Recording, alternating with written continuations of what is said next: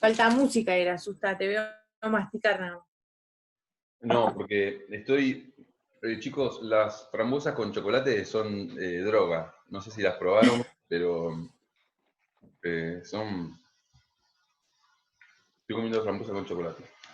Hay que comer dulce para aplicar y levantar el cerebro. ¿Cómo andas, Romín? Hay que levantar. Vamos Bien, a hablar. recién terminamos la clase de la profe Bornia. ¿Cuántos son ustedes en sus clases? 17 más o menos. Un montón. Yo tengo 5. Apá. Esperable. Pero están con las exposiciones los chicos. Así que Sobre las por eso también 3 y 14. vienen muy bien, te digo que están con ¿Sí? los PowerPoint a full. Sí. ¿Vienen muy adelantadas?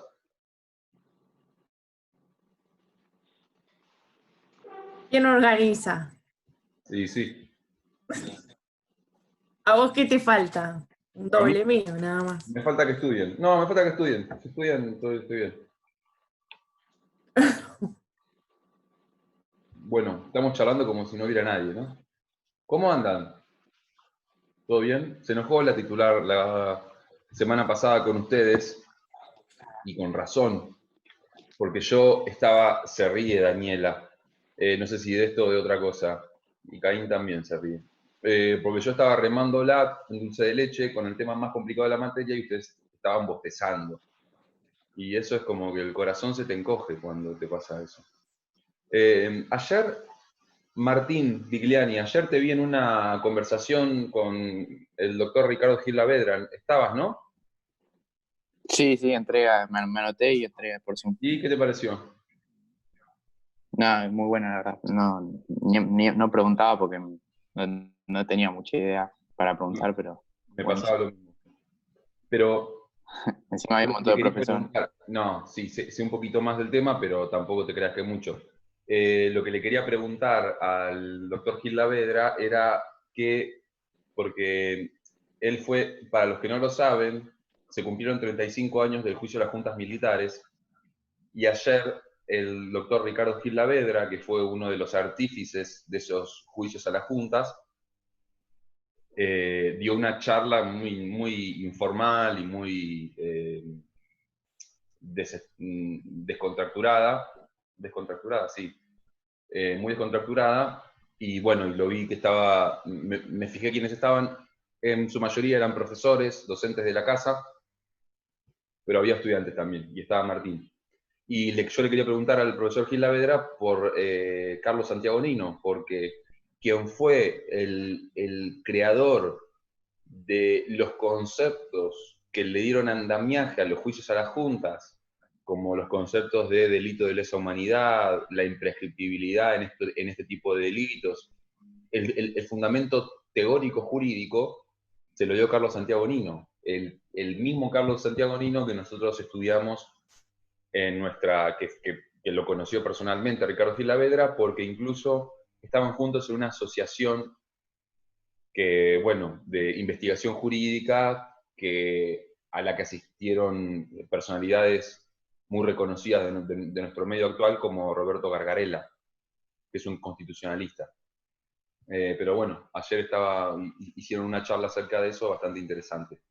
Y me puse contento de ver a un estudiante, porque significa que tienen otros intereses además de aprobar la materia, que eso es lo que les va a facilitar no solo el aprendizaje, sino su vida profesional, que tengan otros intereses.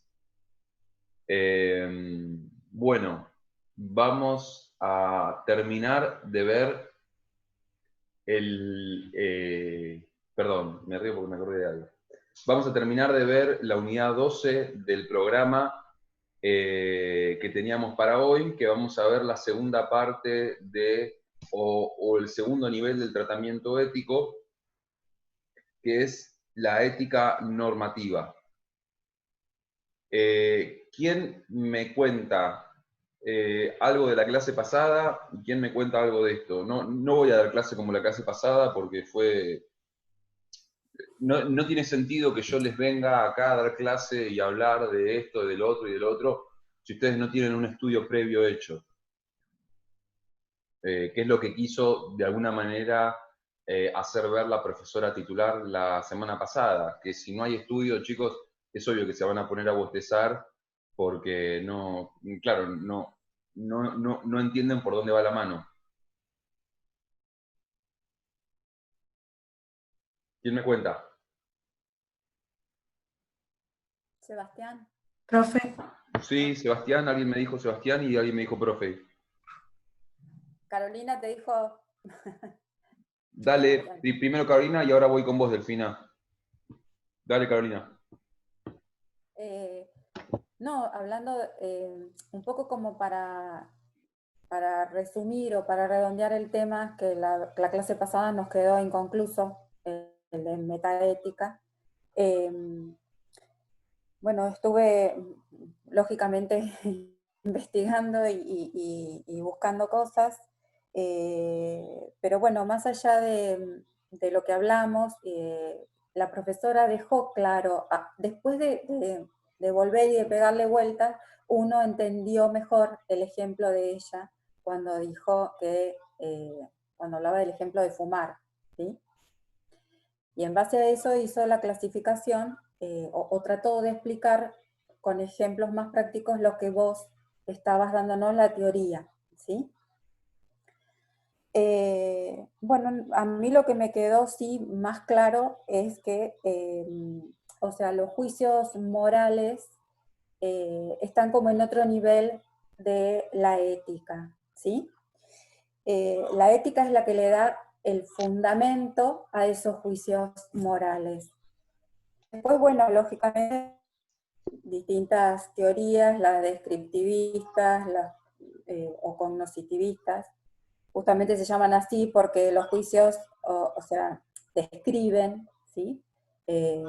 Una propiedad real que puede estar o no en la persona o en el objeto, sacando como ejemplo el de fumar.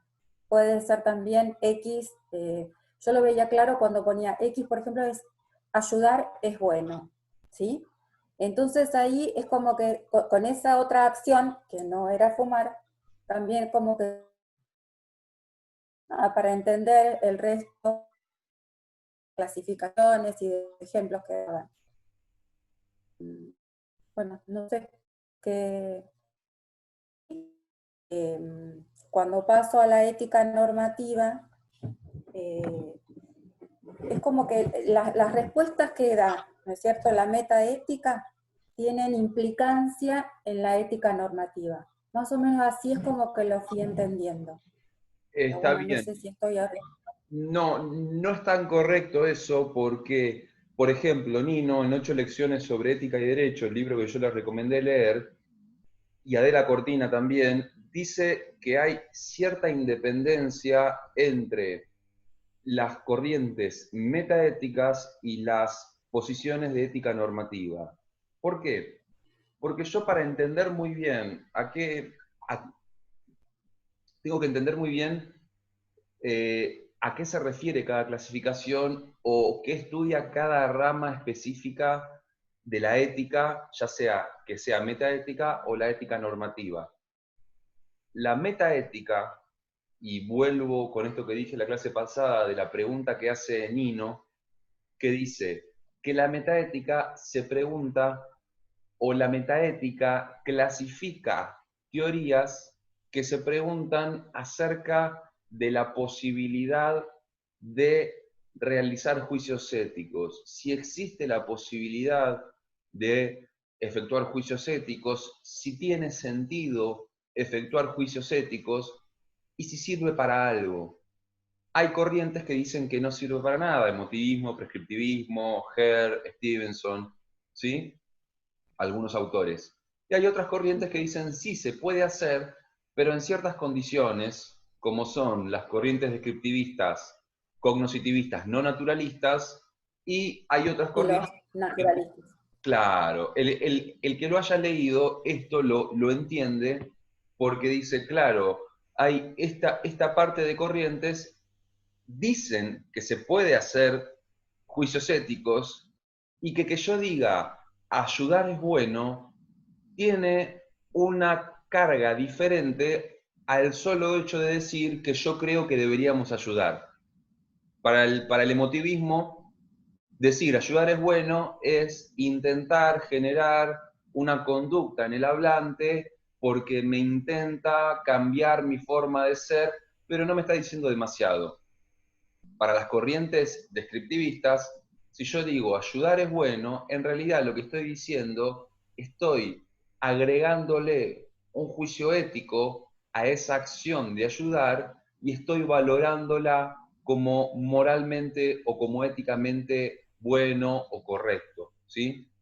Pero estas clasificaciones, estas corrientes de la metaética son bastante independientes de las corrientes de ética normativa, porque lo que ocurre muchas veces con los autores es que no se ponen de acuerdo dónde ponen a cada autor específico. Por ejemplo, dicen Kelsen tiene una postura ética tal y tal, o fulanito tiene una postura, o por ejemplo Bentham, Jeremy Bentham, o Stuart Mill, los utilitaristas.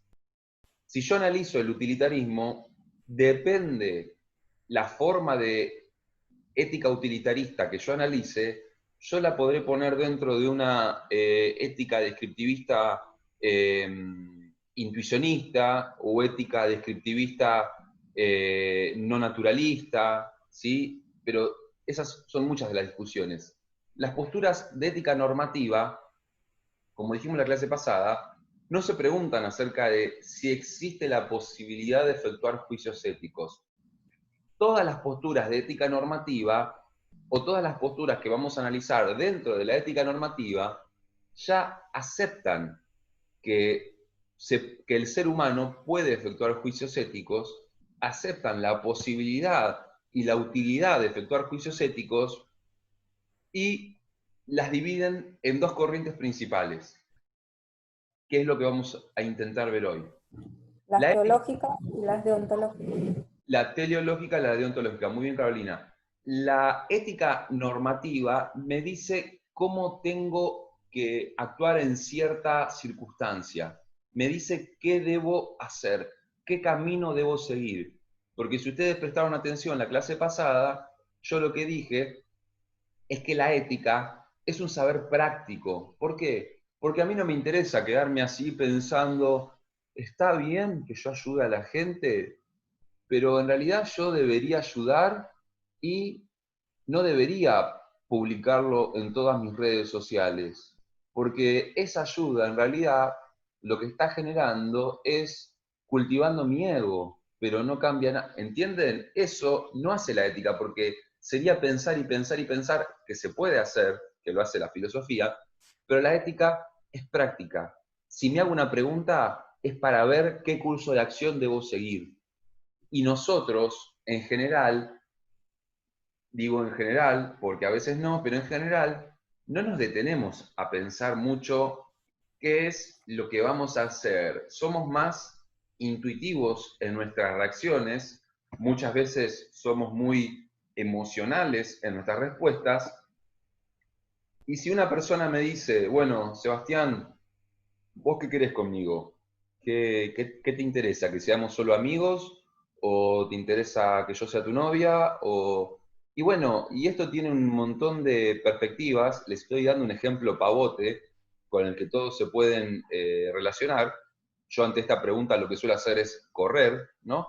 Pero lo que digo es que, bueno, yo puedo realmente, lejos de sentir y lo primero que se me ocurre es decir, no, mira, yo la verdad, no, lo que deberías pensar es, bueno, ¿qué quiero yo para mi vida? ¿Quiero formar una familia? ¿Quiero tener una pareja?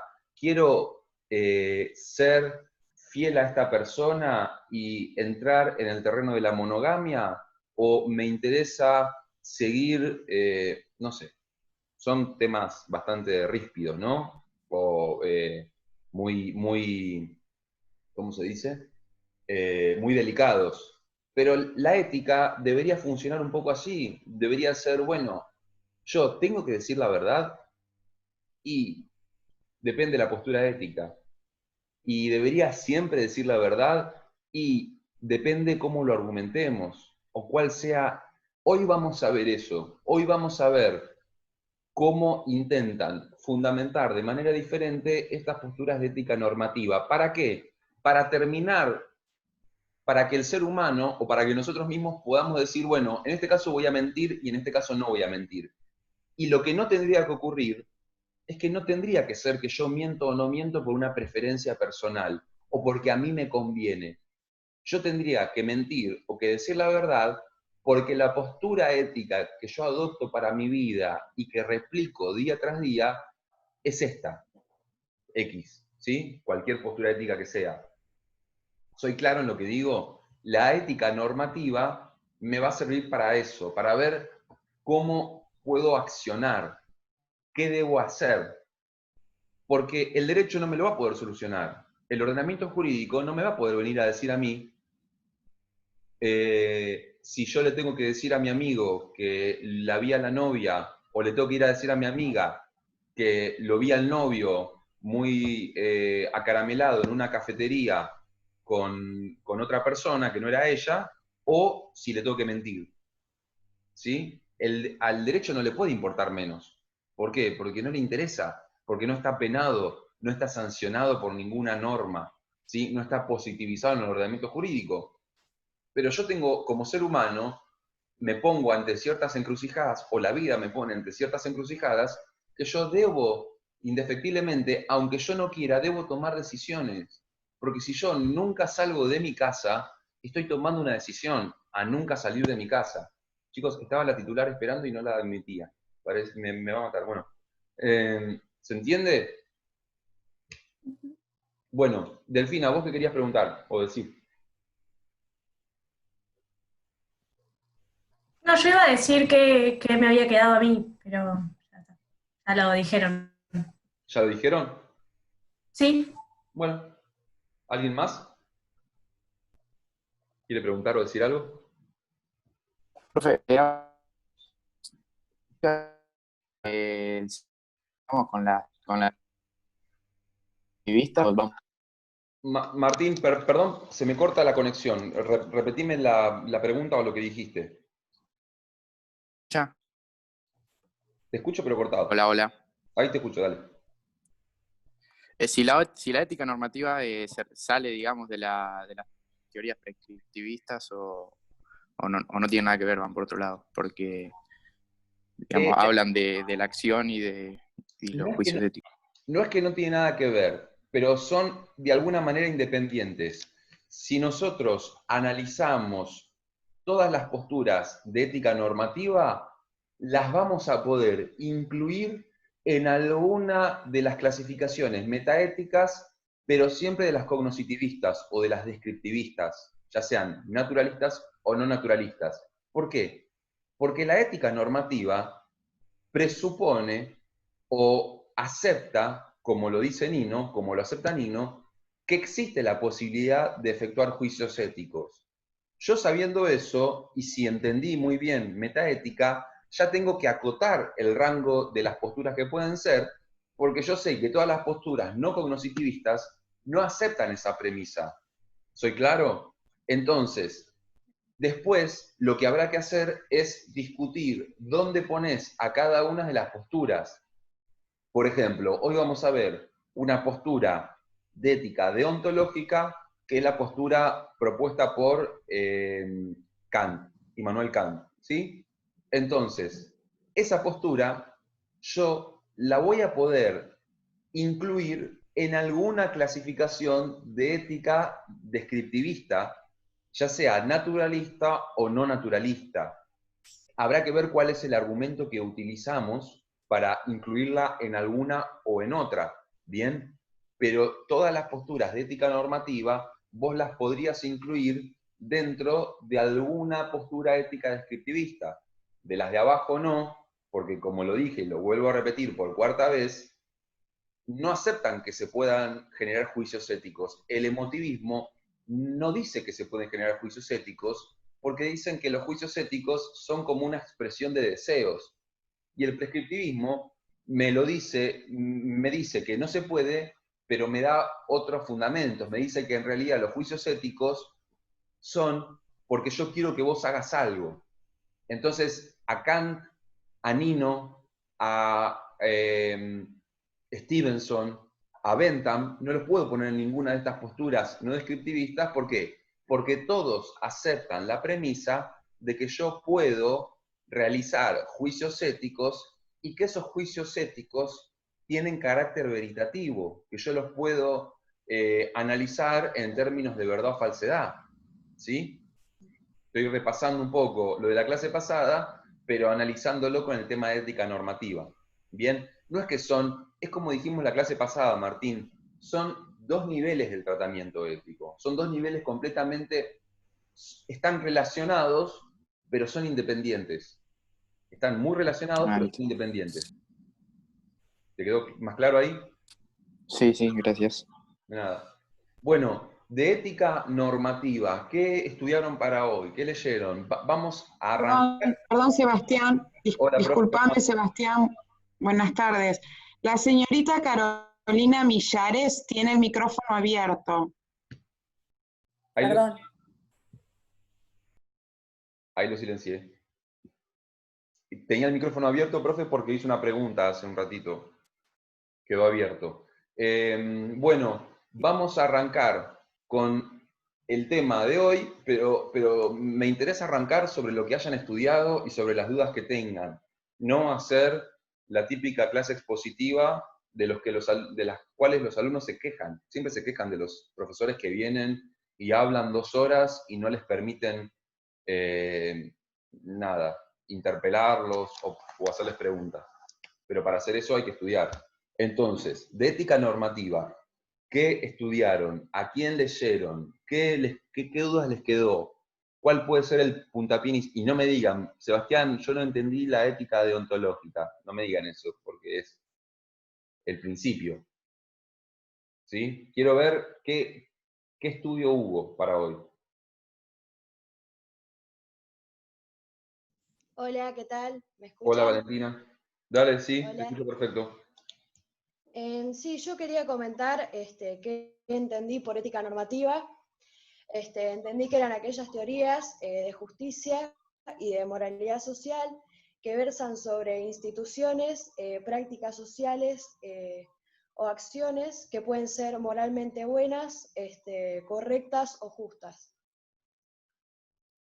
Valentina, te hago una No sé si pregunta. eso- ¿De dónde sacaste ese concepto de ética normativa?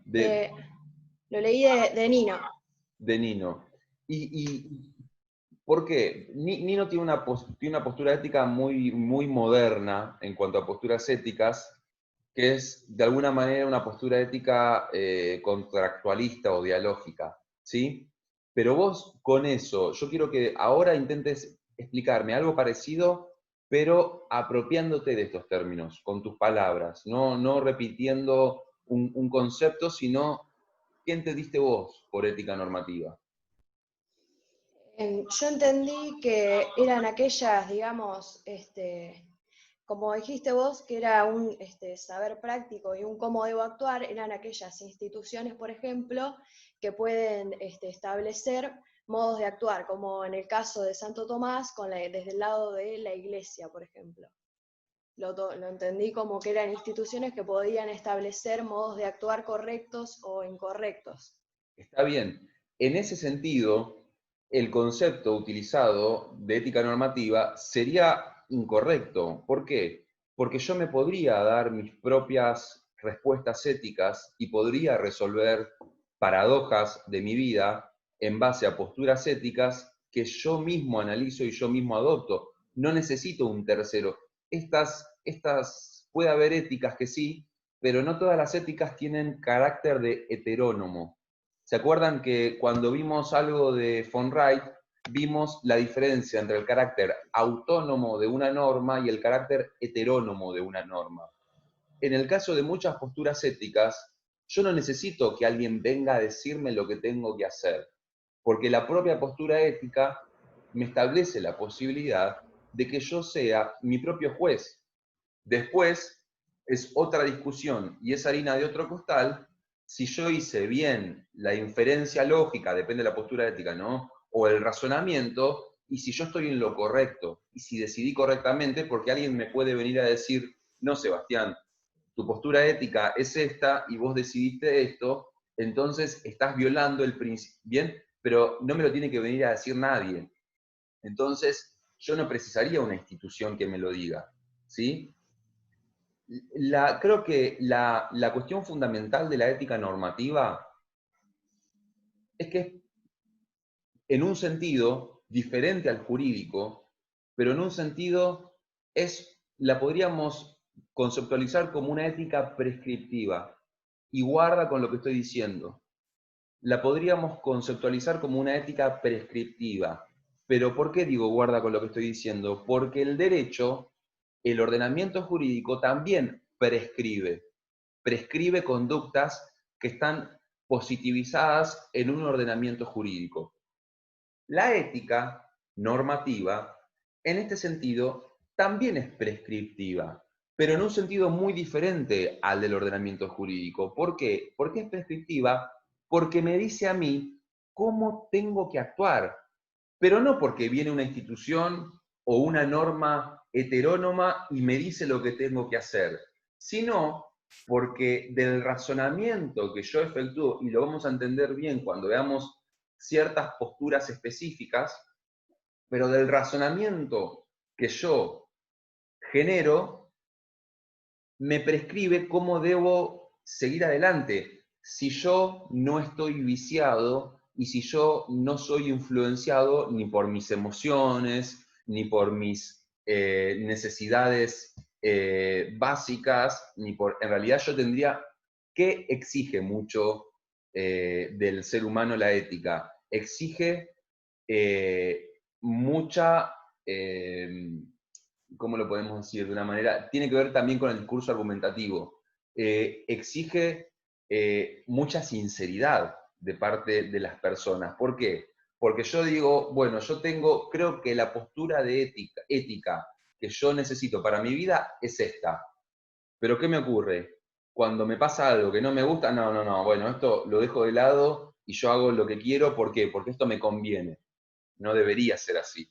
Deberíamos poder regirnos en nuestra vida por un principio que se mantenga bastante incolume, que puede tener excepciones, pero que se vaya manteniendo. En este sentido muy específico, la ética normativa es prescriptiva. ¿Por qué es prescriptiva? Porque me dice lo que tengo que hacer en un curso de acción determinado.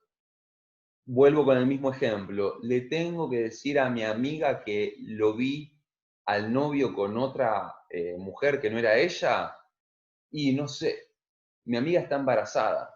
Yo no sé si se lo tengo que decir, ¿sí? Pero tendría que poder justificar desde una perspectiva ética mi decisión. ¿Por qué? Porque si no, chicos, nosotros y chicas, nosotros somos lo mismo que un animal gregario, que cualquier mamífero.